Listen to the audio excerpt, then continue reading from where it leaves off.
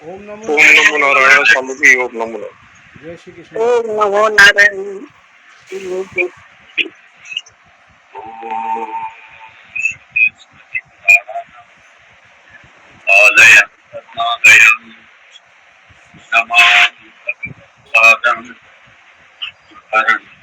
शंकरं शंकरं शंकराचार्य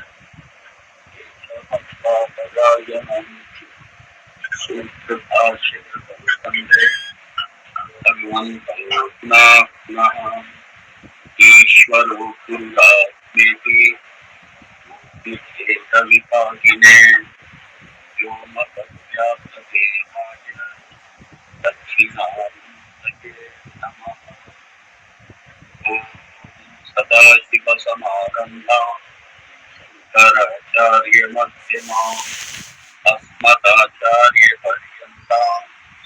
वन्दे परम्पराम्। ॐ सहना भवतु सहनौ भुनक्तु सह वीर्यं करवावहै तेजस्विनावधीतमस्तु मा विद्विषावहै। ॐ शान्ति शान्ति शान्ति।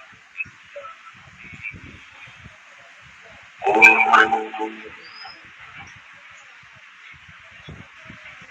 मंगलाचरण। अखंडं सच्चिदानंदं अमामनसगोचरम्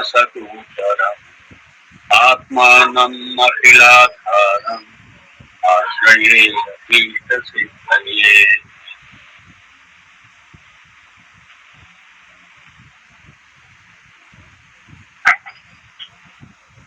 मंत्र 12। इदमज्ञानं समष्टि व्यक्ति अभिप्रायेण एकमनेकम् इति च व्यवह्रियते।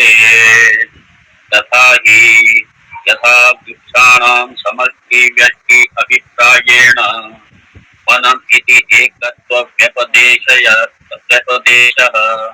यथा वा जलानां समष्टि अभिप्रायेण जलाशयः इति तथा नानात्वेन प्रतिभासमानानां जीवगत अज्ञानानां समष्टि अभिप्रायेण तदत् एकत्व व्यपदेशः तदानेकान् इत्यादि श्रुतेः।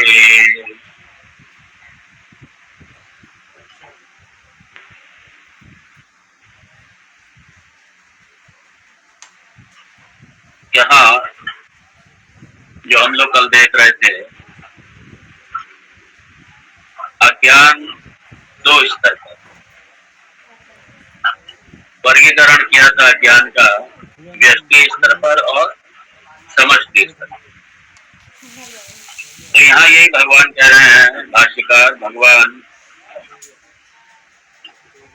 शास्त्रकार, इदम अज्ञानम, यह है अज्ञान। समष्टि व्यक्ति अभिप्रायेण, अभिप्राय मतलब दृष्टिकोण से, अभिप्राय से, स्टैंड पॉइंट से, दृष्टिकोण से, समष्टि व्यक्ति, समष्टि रूप से, व्यष्टि रूप से, एकम अनेकम, ये यहाँ पे है। ज्ञान को समष्टि रूप से एकम और व्यष्टि रूप से अनेकम, मतलब जीव रूप से अनेकम और ईश्वर रूप से एकम, ऐसा कहा जाता है। व्यवह्रियते मीन्स ऐसा कहा जाता है, ऐसा माना जाता है, ऐसा समझा जाता है। और यहाँ पे फिर उदाहरण दिया। उदाहरण किसका दिया? उदाहरण यहाँ दो दिए इसको समझाने के लिए। एक तो उदाहरण दिया वन का और पेड़ का, और एक उदाहरण दिया जल का, जल की बूंदों का और जल के जलाशय, जल का भंडार। तो यहाँ ये सबसे खास बात ये है कि बड़ा सिस्टमेटिकली ये ट्रैक्स चल रहा है धीरे धीरे ऊपर की,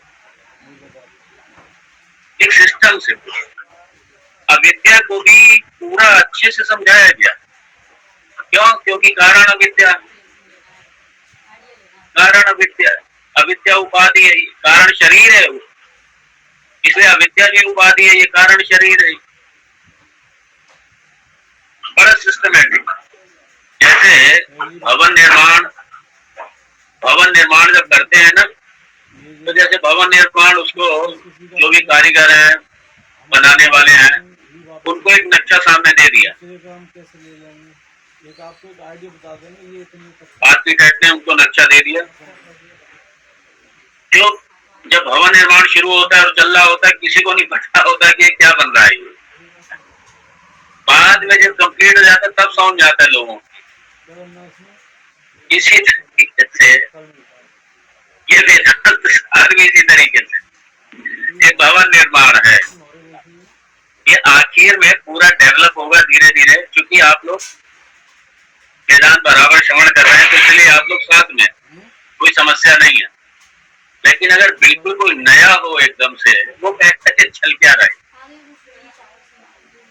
उसके लिए समस्या हो जाएगी। क्योंकि अज्ञान की निवृत्ति करने के लिए अज्ञान को समझना भी तो होगा।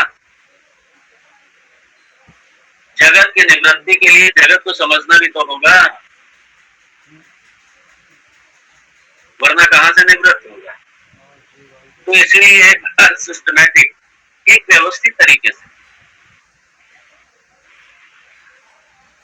और अज्ञान मतलब क्या? अवस्तु, ये ध्यान रखना।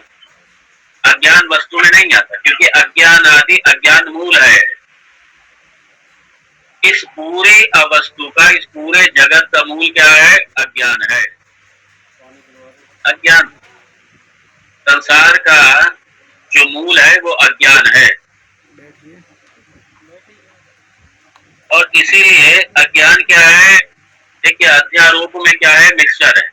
वस्तु अवस्तु का मिक्सचर, ये अध्यारोप है। चित जड़ का मिक्सचर, वस्तु अवस्तु का मिक्सचर। तो सत असत का मिक्सचर,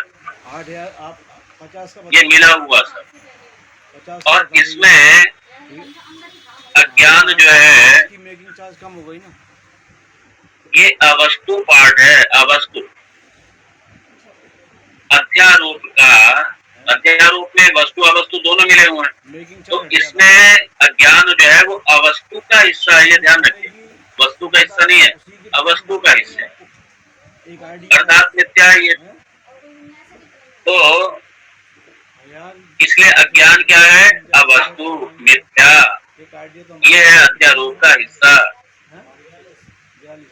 और ये अज्ञान समष्टि व्यष्टि अभिप्राय से, समष्टि व्यष्टि के दृष्टिकोण से, व्यष्टि मतलब क्या? इंडिविजुअल लेवल,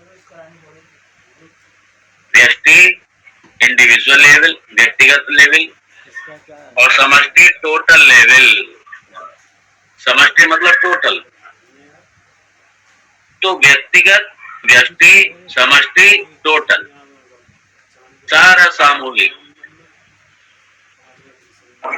तो व्यष्टि और समष्टि, व्यष्टि और समष्टि दोनों स्तर पर, इसलिए कहा समष्टि और व्यष्टि अभिप्रायण दोनों के स्तर पर, इंडिविजुअल लेवल और टोटल लेवल या कलेक्टिव लेवल, ये दोनों दृष्टि से। तो समष्टि क्या है? कलेक्टिव। व्यष्टि क्या है? इंडिविजुअल। अब यहाँ पे एकम अनेकम इति च व्यवह्रियते। एकम अनेकम, सिंगुलर प्लूरल, अनेकम प्लूरल, प्लूरली। एकम सिंगुलर।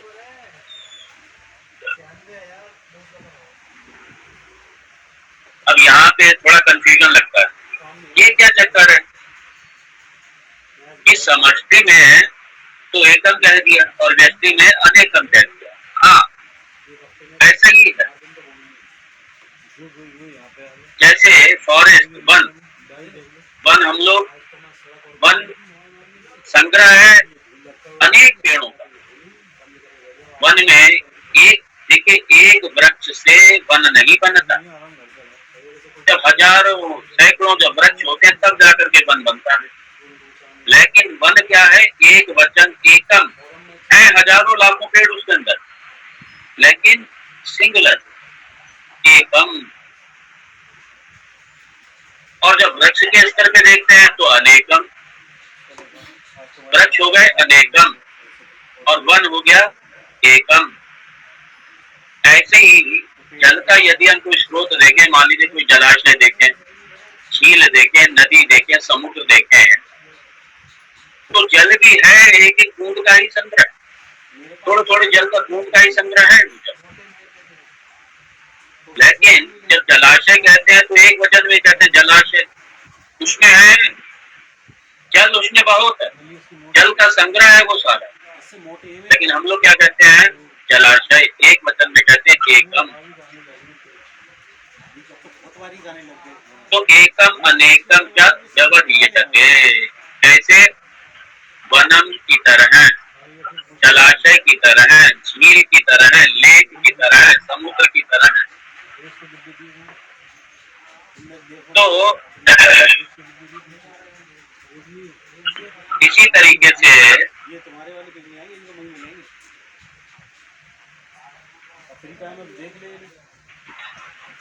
आइए और देखें। हाँ, तथा ही उसी तरीके से यथा वृक्षाणाम समष्टि व्यष्टि अभिप्रायेण वनम इति एकत्व व्यपदेश, यथा वा जलानां समष्टि अभिप्रायेण जलाशय इति। उसी तरीके से जैसे जब हम देख चुके हैं वृक्षाणाम, वृक्षों के समष्टि व्यष्टि के दृष्टिकोण से वनम इति एकत्व, हजारों वृक्ष हैं, लेकिन सबकी जब समष्टि, समष्टि मतलब कलेक्टिव, जब कलेक्टिव रूप से देखते हैं तो वही जो वन है, वही जो पेड़ है हजारों, वो एक वचन बन के रह जाता है। और ऐसे ही जल में जलाना समष्टि व्यष्टि समष्टि अभिप्रायेण जलाशय, ऐसे ही जल के रूप में छोटी छोटी बूंदे जल की सब आप मिला दीजिए, सब कितना कितना बड़ा जलाशय। और वो छोटी छोटी जल की मात्रा, अब जैसे बरसात हो रही है मान लीजिए, और पुणे में बरसात शुरू भी हो गई, जितना बरसात का नाम लिया बारिश का, यहाँ बरसात हो रही है। पता नहीं आप तक ठंडे पहुंच रहे नहीं पहुंच रहे, मुझे नहीं पता। और ये तो ऐसे ही जलाशय, अब जलाशय में देखिए, जब जलाशय भरता है, जब जलाशय खोदा जाता है, ये बूंद बूंद पानी का जो बरस रहा है, ये काफी देर बरसेगा, उसके बाद जलाशय में जाके इकट्ठा हो जाएगा। और बरसे कई कई बूंदे हैं, लाखों करोड़ों बूंदे बरसी हैं, लेकिन जब जलाशय बना तो एक ही जलाशय रह गया। इसी तरीके से अज्ञान, अज्ञान क्या है? व्यष्टि रूप से, अब आप देखिए पूरे सृष्टि के जितने व्यक्ति हैं, मानव हैं, सबका ज्ञान चोरी है। व्यष्टि रूप से सबका ज्ञान अलग अलग है, ध्यान रखिए, सबका ज्ञान अलग अलग है। और एक व्यक्ति का ही इतना अज्ञान है, उसके बाद में एक व्यक्ति का अज्ञान तो अलग कर दीजिए, एक व्यक्ति का ही कितना अज्ञान है, कल्पना नहीं कर सकते कितना अज्ञान। और उसके बाद में आप सारे ये जो मानव जाति है, क्योंकि यहाँ पे अज्ञान, यहाँ पे दूसरी योनि नहीं है, यहाँ पे क्योंकि वो विद्या नहीं सीख रहे, उनको जरूरत नहीं है, वो एक प्रोग्राम है सारे। है ये, मानव तन में ही विद्या है ये। इसीलिए यहाँ पे जो व्यक्ति समष्टि है, व्यक्ति है, वो मानव के लिए याद। तो इसी तरीके से व्यक्ति अज्ञानम बहुत है, व्यक्ति अज्ञान बहुत है, व्यक्ति मतलब व्यक्ति अज्ञान बहुत है, लेकिन जो समष्टि अज्ञान है वो सिर्फ ईश्वर, एक ईश्वर उसके लिए। तो सारा व्यक्ति जितना है सारा कलेक्टिव अज्ञान करता है, ये सारा सबका कलेक्टिव अज्ञान, ये ईश्वर की उपाधि है, ये कारण शरीर है। तो व्यक्ति अज्ञान, ये जो व्यक्ति अज्ञान है ये कारण शरीर है किसका है? ये व्यक्ति अज्ञान व्यक्ति का कारण शरीर है, इंडिविजुअल लेवल पे। और यही समष्टि अज्ञान है, तो ये ईश्वर की उपाधि रूप अज्ञान, और ये एक ही है। जब ईश्वर की दृष्टि से कहा जाएगा तो एक ही है, दूसरा नहीं है, ये याद रखना, दूसरा नहीं है। एक मिनट थोड़ा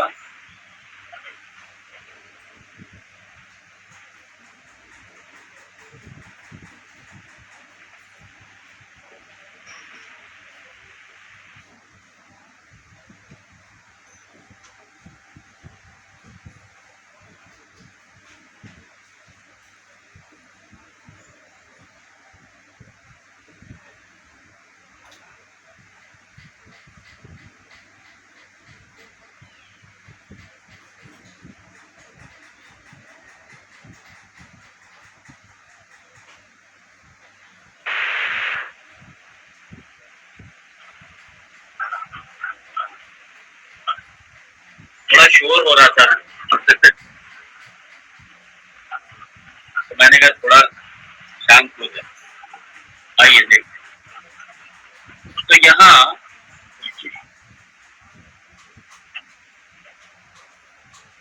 अज्ञान,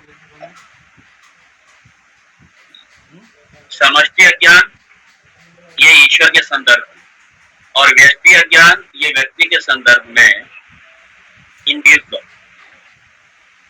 तो ऐसे ही अब देखिए समष्टि अज्ञान, उसको यहाँ पर एक वचन के रूप में, क्यों? क्योंकि ईश्वर, क्यों ईश्वर के एक वचन? क्योंकि ईश्वर बहुत नहीं है, ईश्वर एक ही है, ईश्वर बहुत नहीं है, ये याद रखिए। इसलिए यहाँ पे चूंकि समष्टि अज्ञान ये ईश्वर की उपाधि, ये कारण शरीर इस जगत का, और व्यक्ति अज्ञान ये व्यक्ति की उपाधि कारण शरीर। तो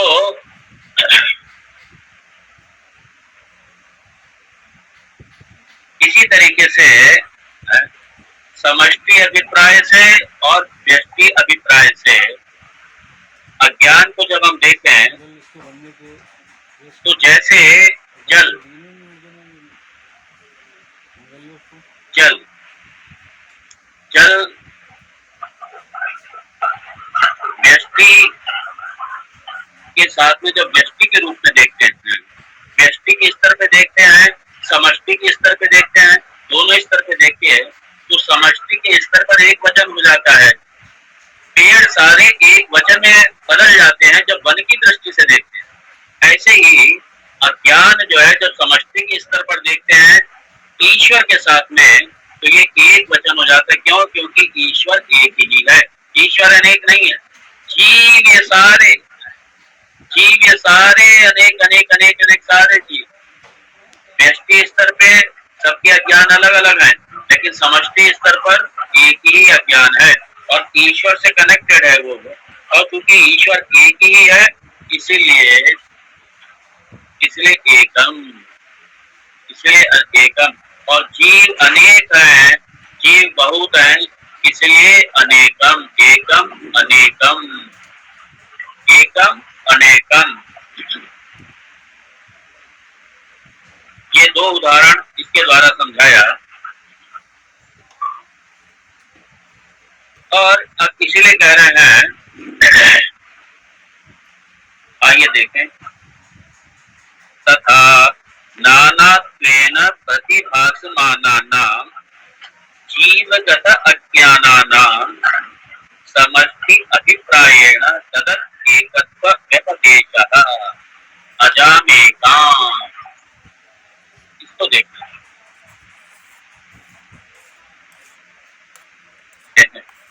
अब इसी को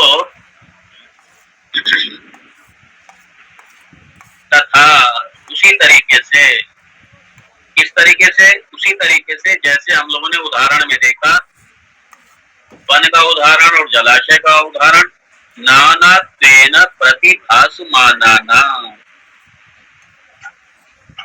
नानात्वेन अनेक, अज्ञान की दृष्टि से, व्यष्टि की दृष्टि से अनेक, नानात्वेन अनेक, प्रतिभासमानानां, ये ज्ञान अज्ञान ये भाषित होने वाला सब में अनेक, और प्रत्येक व्यक्ति में अनेक जो अज्ञान है, और इसीलिए क्या है, क्योंकि हर व्यक्ति का अलग अलग अज्ञान है, इसीलिए हर व्यक्ति को अलग अलग ही सीखना पड़ रहा है, क्योंकि व्यक्ति स्तर पर सबका अज्ञान अलग अलग है, सबका स्तर अलग अलग है। इसलिए ऐसा नहीं है कि एक व्यक्ति सीखेगा और सारे व्यक्ति सीख जाएंगे, ऐसा नहीं है। अज्ञान का मर्दन सबको अलग अलग करना है, सबकी अलग अलग उपाधि अलग अलग करना है अज्ञान का मर्दन। तो जब अज्ञान का मर्दन अलग अलग करना है तो इसलिए अज्ञान भी सबका अलग अलग है।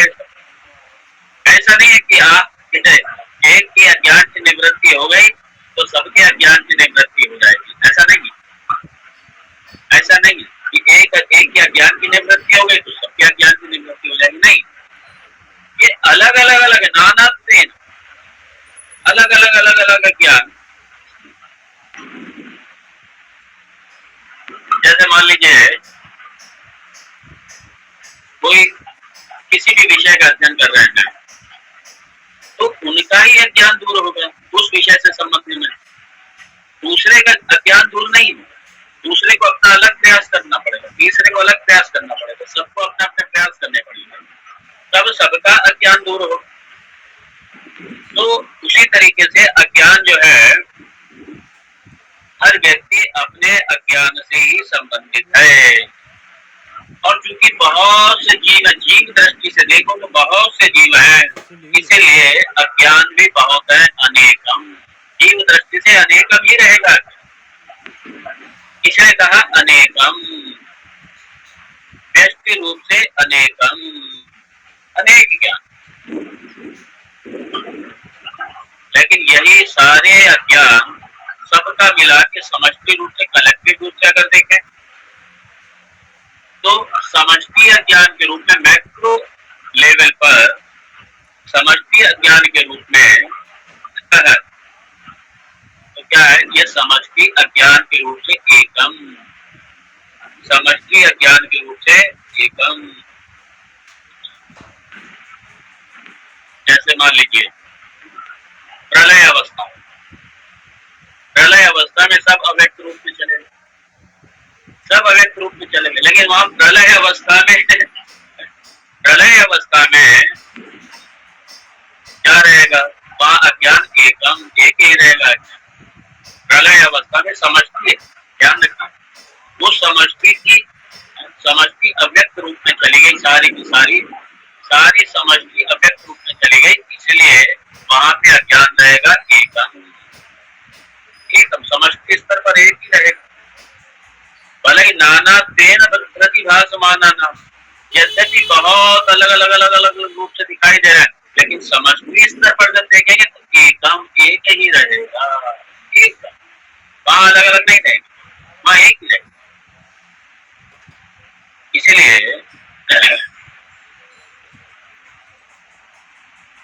नानात्वेन प्रतिभासमानानां, सारे अज्ञान जो सारे जीवों में अलग अलग भास रहे हैं, अलग अलग प्रतीक हो रहे हैं, विभिन्न जीवों में अलग अलग रूप से प्रतीत हो रहे हैं। प्रतिभासमानानां प्रतीत होने वाला, भासमान होने वाला, प्रतीत होने वाला किस सारे सारी सारी व्यक्तियों में प्रतीत होने वाला, सब में ये क्या होता है? ये है जीवगत अज्ञानानाम। जीवगत अज्ञानानाम, ये सारा जो जीवों में सारे अज्ञानों का जो जीवों में प्रतिभास हो रहा है, प्रतीत हो रहा है, और ये सब में अलग अलग रूप से स्थित है, सब में अलग रूप से। और तो जीव क्या है? जीव में अज्ञानम, जीव अज्ञान जीव। और जब ये अज्ञान को समष्टि स्तर पे देखिए, समष्टि अभिप्रायण तदत् एकत्व व्यपदेशः, वही अज्ञान तदत्, वही अज्ञान एकत्व व्यपदेशः, एकत्व, वहां सबका एक ही हो गया, वहां सबका, क्योंकि ईश्वर एक है, याद रखिए, मैं पहले कहता हूँ ईश्वर एक है, इसलिए अज्ञान, उसकी उपाधि अज्ञान की अलग अलग नहीं हो सकती। वह उपाधि क्योंकि एक ही है, यहाँ उपाधियां जीव की असंख्य, लेकिन वो एक ही उपाधि, वहाँ कारण शरीर एक ही, क्योंकि वो समष्टि कारण शरीर है, समष्टि अज्ञान है, समष्टि अज्ञान है, समष्टि कारण शरीर है, इसलिए एक है, इसलिए कहा तदत् एकत्व व्यपदेशः, इसलिए प्रस्तुत किया गया अज्ञान को एक वचन के रूप में एकत्व व्यपदेशः। और ये किससे कनेक्टेड है? ईश्वर से, ईश्वर से कनेक्टेड है।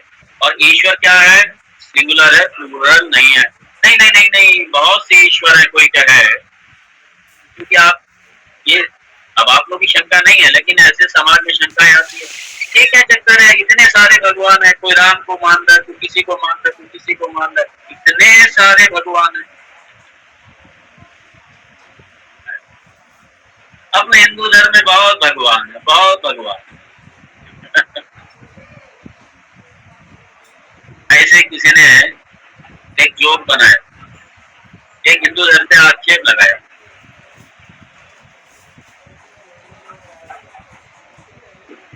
कि आप क्या इतने सारे भगवान हैं, इतने सारे भगवान, हमारे यहाँ पे एक ही गॉड है, एक ही अल्लाह, एक ही है बस।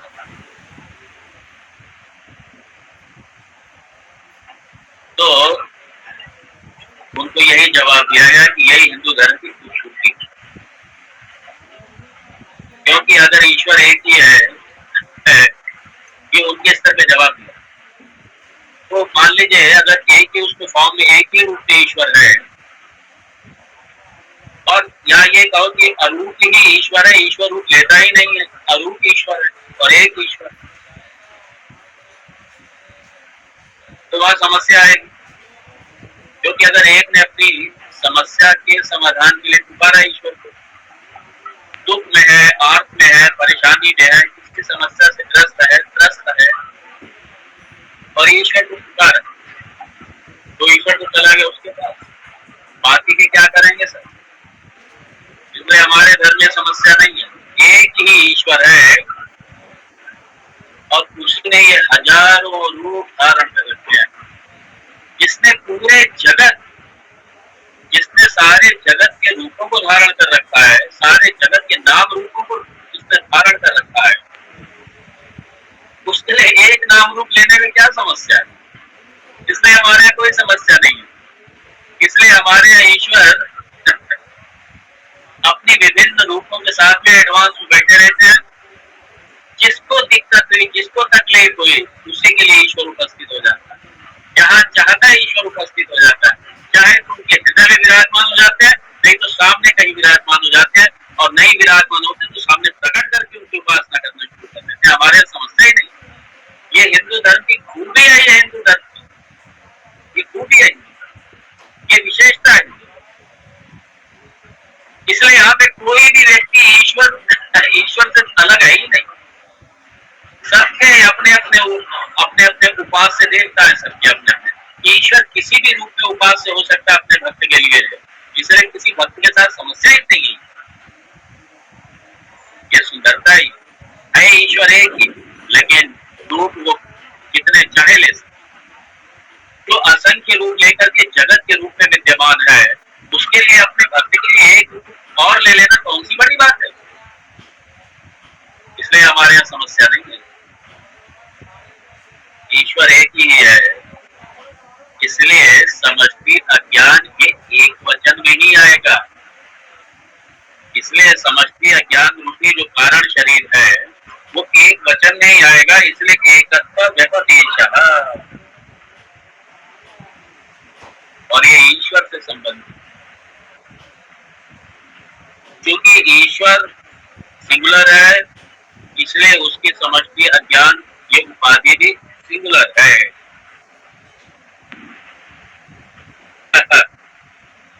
इसलिए ईश्वर के लिए बहुत से सिंबल, हर व्यक्ति अपना उपास्य अलग अलग रख के अपनी उपासना कर सकता और करता है।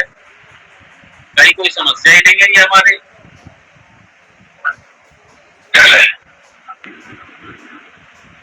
और प्रमाण क्या है? तो ये प्रमाण क्या है? प्रमाण है शास्त्र।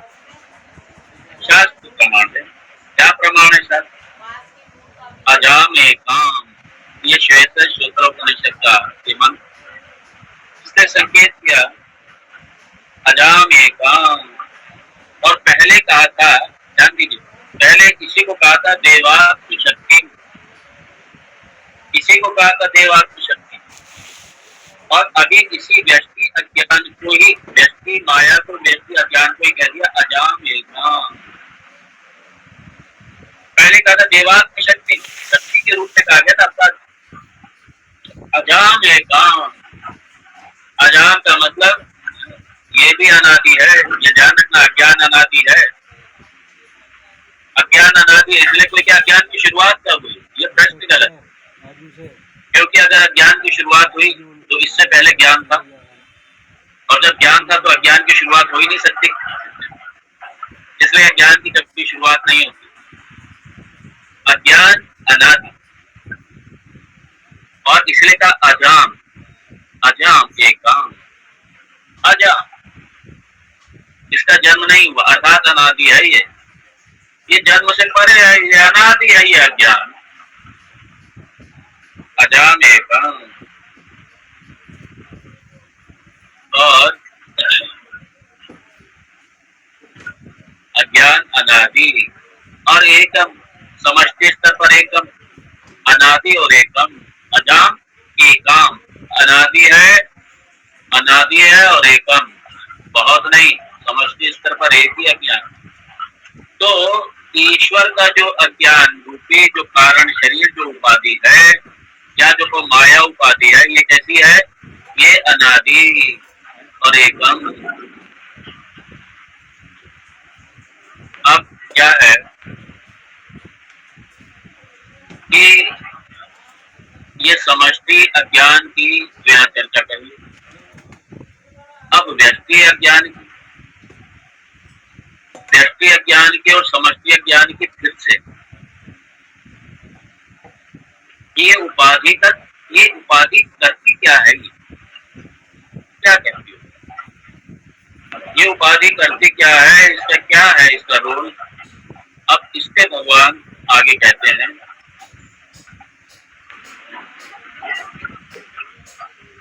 यम समष्टि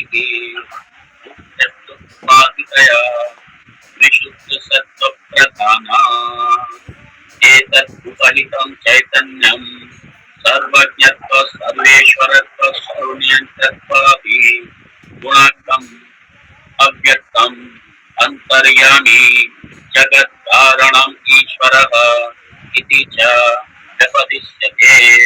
सकल अज्ञान अवभासकत्वात् यः सर्वज्ञ सर्वविद् इत्यादि इति श्रुतेः।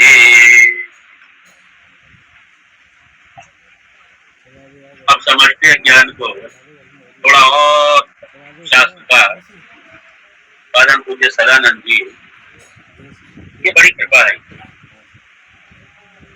ये भगवान की बहुत कृपा है कि हमको ये विद्या दे गए। अगर हमारे ऋषि, हमारे पूर्वज अगर ये विद्या हमको नहीं देते तो हम कहीं के भी नहीं रहते। हम भी एक प्राणी होते ही अगर ये विद्या ही नहीं होती तो बस ऐसे हम भी कमाते खाते सोते उठते बैठते पशुवत होते। अगर ये धर्म और ये शास्त्र नहीं होता तो हम लोग यही करते, सब और क्या करते।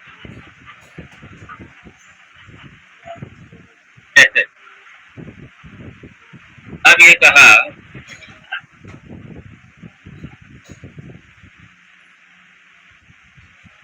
इयं समष्टि ही उत्कृष्ट उपाधि दया विशुद्ध सत्व प्रधान। याद रखिए, ये समष्टि ये समष्टि ज्ञान क्या है? उत्कृष्ट उपाधि दया। क्यों उत्कृष्ट? ये ईश्वर की, ये सीधी सी बात है, जो ईश्वर की उपाधि है वो हमसे तो अलग होगी। तो जो समष्टि ज्ञान है ये क्या है? विशुद्ध सत्व प्रधान। आप लोगों ने देखा होगा तत्वबोध में, सत्व प्रधान माया उपाधि, और यहाँ क्योंकि माया के स्थान पर अज्ञान यहाँ पे शब्द का प्रयोग किया गया है इस संदर्भ में, इसलिए समझना पड़ेगा।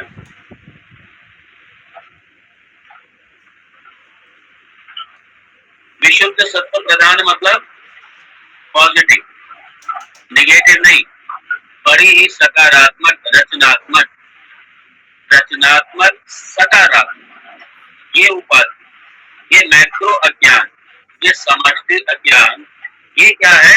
ये पावरफुल एक भगवान का क्या हो जाता है? ये भगवान का एक करण हो जाता है, भगवान का एक बहुत बड़ा एक हथियार हो जाता है, एक आलम्बन हो जाता है भगवान का सृष्टि के निर्माण करने में। इसलिए कहा कि ये भगवान के हाथ में पावर है, फोर्स है भगवान के हाथ में। और कैसी है ये? उत्कृष्ट उपाधि, निकृष्ट उपाधि नहीं है। क्यों? विशुद्ध सत्व प्रधान। यहाँ पे रज और तम के इससे मिक्सचर नहीं है, इसका याद रखिए। रजस तमस का मिक्सचर नहीं है, रजस तमस से ये प्रदूषित नहीं हुई है, रजस तमस से प्रदूषित नहीं हुई है। और इसीलिए ये कहा ये सकारात्मक, ये भगवान के हाथ में इंस्ट्रूमेंट है। इसलिए समष्टि अज्ञानम और इयम समष्टि, ये टोटल इग्नोरेंस, ये सारा समष्टि अज्ञान, टोटल इग्नोरेंस। और ये भगवान क्या करता है? भगवान करते हैं, जो भी करते हैं उसके लिए इसी उपाधि का, इसी समष्टि कारण शरीर का उपाधि का वो प्रयोग करते हैं, उपयोग करते हैं।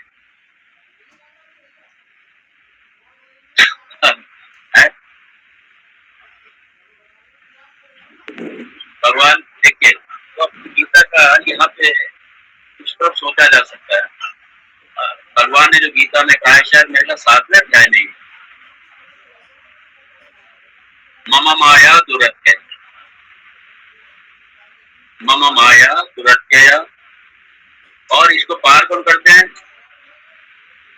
जो मेरी शरण में, मेरी शरण मतलब क्या? जो आत्म विद्या की, जो तत्वता ब्रह्म को जानने का प्रयास करते हैं, जब उस शरण में आते हैं, वेदांत की शरण में आते हैं, ज्ञान की शरण में आते हैं, तब जाकर के इस माया से करते हैं, तब जाकर के इस माया से पाते हैं। इसलिए भगवान ये एक मीडियम है, उपाधि है भगवान की, एक इंस्ट्रूमेंट है भगवान की। और ईश्वर क्या करते हैं?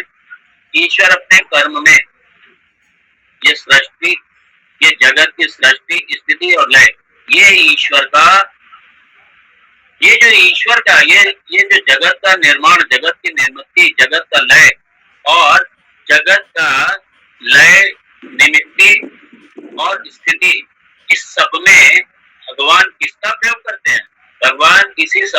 अज्ञान का, इसी समष्टि अज्ञान का भगवान प्रयोग करते हैं। और एक ऐसी है विशुद्ध सत्व प्रधाना, विशुद्ध सत्व प्रधान है ये सृष्टि स्थिति और लय। और कुल मिलाकर किसके लिए? सारे जीवों पर कृपा करके जीवों का कल्याण करने के लिए। ये हमेशा ध्यान है, ये जीवों के कल्याण के लिए भगवान कर रहे हैं, क्योंकि करुणा वरुणालय है भगवान, उन्हीं के सबके कल्याण, हम सबके कल्याण के लिए ये सब किया भगवान, सबके कल्याण के लिए। और ये भगवान का, और इसी के लिए भगवान अवतार भी लेते हैं, इसी के लिए भगवान अवतार भी लेते हैं। तो भगवान के हाथ में ये एक इंस्ट्रूमेंट है, ये उपाधि, ये समष्टि अज्ञानम, ये विशुद्ध सत्व प्रधान, और ये कैसा है? उत्कृष्ट, ये सुपीरियर है, ये उत्कृष्ट बहुत सुपीरियर है, क्योंकि दोष रहित है, सुपीरियर है, दोष रहित है। उत्कृष्ट उपाधितया, ये इसलिए शास्त्रकार ने बड़ा स्पष्ट कर, समष्टि ही उत्कृष्ट उपाधितया। ये जो एक वचन में आप लोग तक की आवाज पहुंच रही होगी, यहाँ बड़ी अच्छी भगवान की कृपा से बड़ी अच्छी वर्षा हो रही है और बिजली कड़क रही है खूब। जैसे हम लोगों ने शुरू किया था बस उसी समय शुरू हुआ ये। मुझे नहीं पता आपके उधर नॉर्थ तो पूरा तप रहा होगा, पूरा दिल्ली तप रहा होगा, राजस्थान तप रहा होगा, उत्तर प्रदेश तप रहा होगा, ये सब तप रहा होगा। यहाँ अच्छी सुंदर बरसात हो रही, तो भगवान से प्रार्थना करता हूँ आप यहाँ भी जाए और वहां भी इसी तरीके से बरसे, वहां भी थोड़ा शीतलता मिले सबको। और भगवान यहाँ पे कह रहे हैं उत्कृष्ट उपाधितया, ये क्या है? सत्व गुण प्रधान, सत्व गुण ये डोमिनेंट, ये क्या है? ये प्रभावी, इस उपाधि में सत्वगुण प्रधान है, प्रभावी। और रजोगुण भी अगर है, तमोगुण भी है, तो ये क्या है? ये दबे हुए हैं दोनों।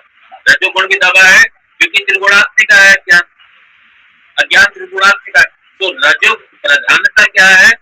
प्रधानता सत्वगुण है। रजगुण और तमगुण इनकी क्या है? इनकी प्रधानता नहीं है, इनकी निकृष्टता है, ये दबे हुए हैं। सत्व प्रधान है, सत्व प्रधान। तमोगुण भी है, रजोगुण भी है, लेकिन क्या है? सत्व प्रधान है। रजस और तमस ये क्या है? ये अधीन है, सत्व के अधीन। मतलब क्या? मतलब है भगवान का सब कुछ नियंत्रण में है, इसलिए क्योंकि रज और तम दबे हुए हैं, इसलिए सब कुछ भगवान के नियंत्रण में और व्यवस्थित है। अगर दुनिया में अव्यवस्थित है तो हम ही अव्यवस्थित हैं, मानव अव्यवस्थित है, इसलिए सारे नियम, सारे कायदे कानून, सारे शास्त्र, सारे कानून ये मानव के लिए बने, बाकी सब व्यवस्थित है, हम ही अव्यवस्थित है। और हम इतने अव्यवस्थित हो गए कि हमने प्रकृति को भी अव्यवस्थित कर दिया, हमने जल को अव्यवस्थित कर दिया, हमने वायु को अव्यवस्थित कर दिया, हमने पृथ्वी को अव्यवस्थित कर दिया, हमने आकाश को अव्यवस्थित कर दिया, हमने सारे तत्वों को अव्यवस्थित कर दिया, हमने समाज को अव्यवस्थित कर दिया, और हम खुद भी अव्यवस्थित हो गए। सबको अव्यवस्थित करते करते हम खुद अव्यवस्थित हो गए। और व्यवस्था तब बनेगी जब हम व्यवस्थित होंगे, वरना व्यवस्था नहीं बनेगी। मानव व्यवस्थित, सारी व्यवस्था मानव के लिए, सारा धर्म, सारे कानून, सारे शास्त्र मानव के लिए, बाकी सारे व्यवस्थित चल रहे हैं, सब व्यवस्थित चल रहे हैं, एक हम ही अव्यवस्थित चल रहे हैं। क्यों? क्योंकि तम प्रधान है ना, अव्यवस्था है मतलब तम प्रधान है। अधर्म का शासन, अधर्म का शासन है, असुरों का शासन है, आसुरी प्रवृत्ति क्या है? तम प्रधान है, ये सारा तम प्रधान है। और भगवान चूंकि सत्व प्रधान है, और जब भगवान सत्व प्रधान है इसलिए व्यवस्था भी बड़ी व्यवस्थित, बड़ा सुंदर है। ये अव्यवस्था हमने की है सर। सृष्टि जो भी अव्यवस्थित हुई है उसके हमने किए, मानव ने की है। इसलिए शास्त्र, इसलिए अभ्युदय निश्रेयस, निश्रेयस भी तभी होगा, जगत का कल्याण भी तभी होगा, जीव का कल्याण भी तभी होगा जब अभ्युदय, जब जगत का कल्याण होगा तब जीव का भी कल्याण। जब धर्म होगा तो ब्रह्म होगा, धर्म नहीं होगा तो ब्रह्म भी नहीं। धर्म के बाद में ब्रह्म नहीं। इसलिए व्यवस्था पहले। हमारा जीवन तम प्रधान है या रजस प्रधान, तमस प्रधान है, रजस प्रधान है, और भगवान की जो व्यवस्था है इसलिए व्यवस्थित है सारी सृष्टि क्योंकि सत्य प्रधान है। उपाधि क्या है? उत्कृष्ट उपाधि, भगवान की उत्कृष्ट उपाधि सत्य प्रधान। इसलिए भगवान सारी सृष्टि, अभी आए भगवान के जो गुण आएंगे अभी उसमें देखेंगे।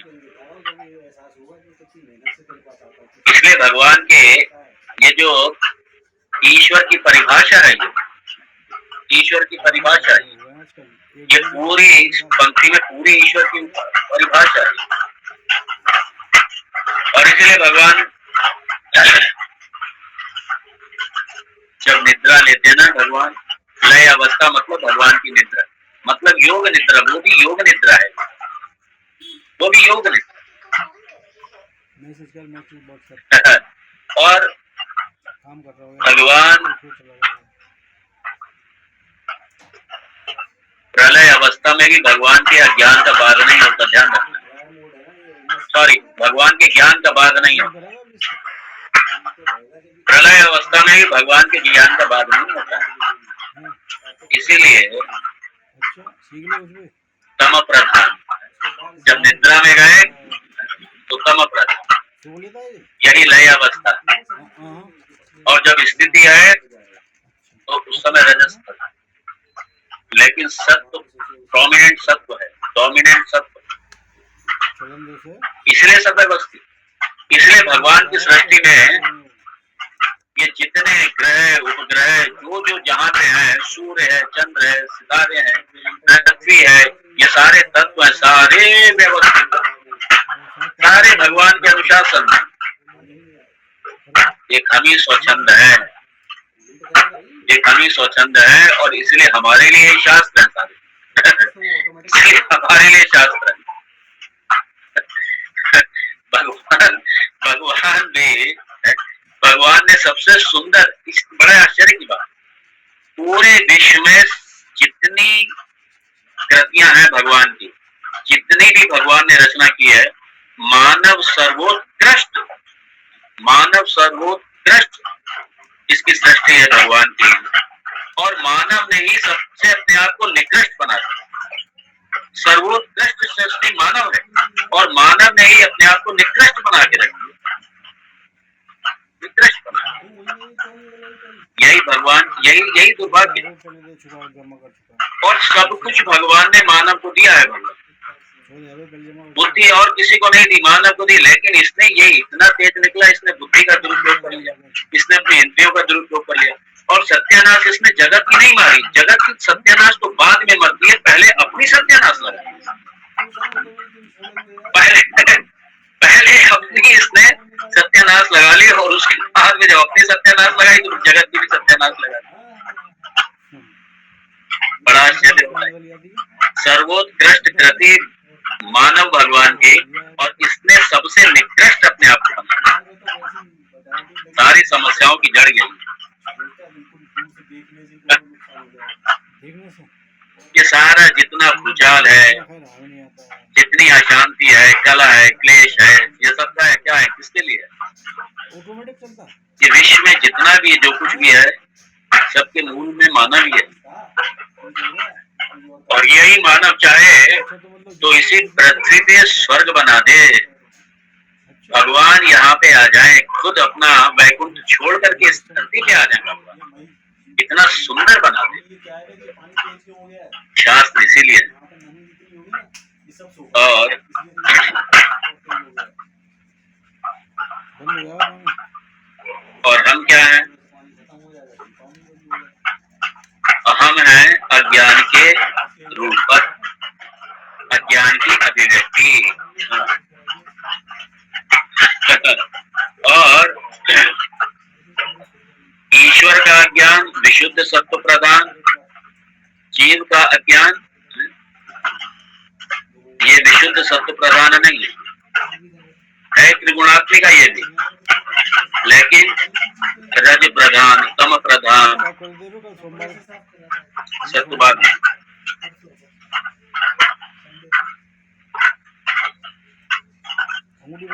और इसलिए सत्वगुण प्रधान उपाधि इसकी भगवान की।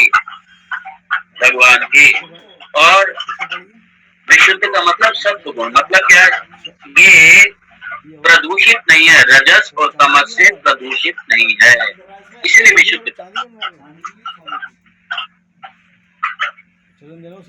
ये भगवान ने जो 14वें अध्याय में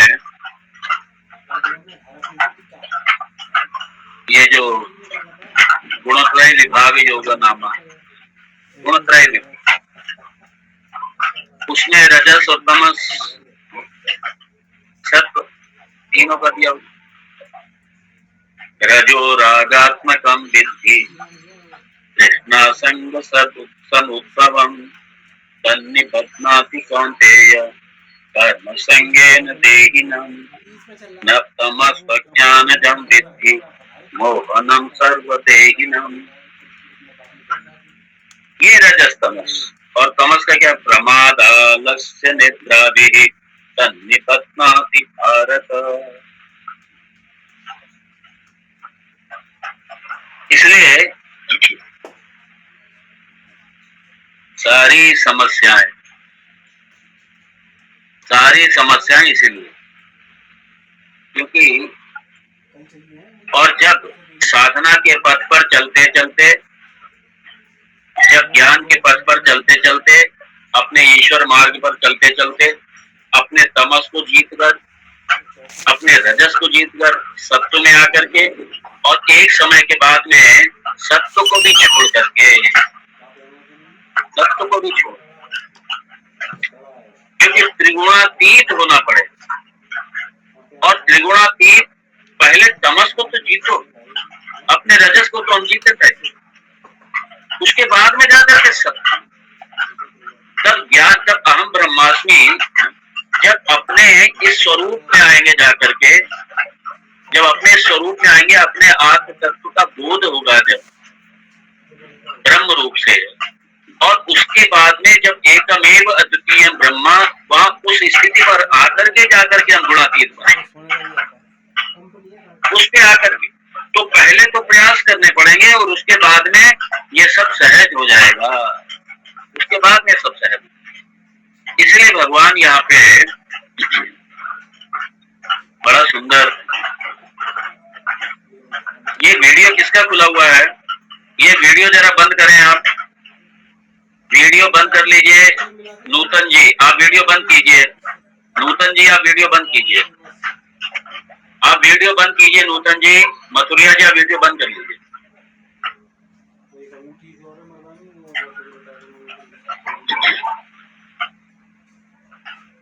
तो यहाँ इसीलिए कहा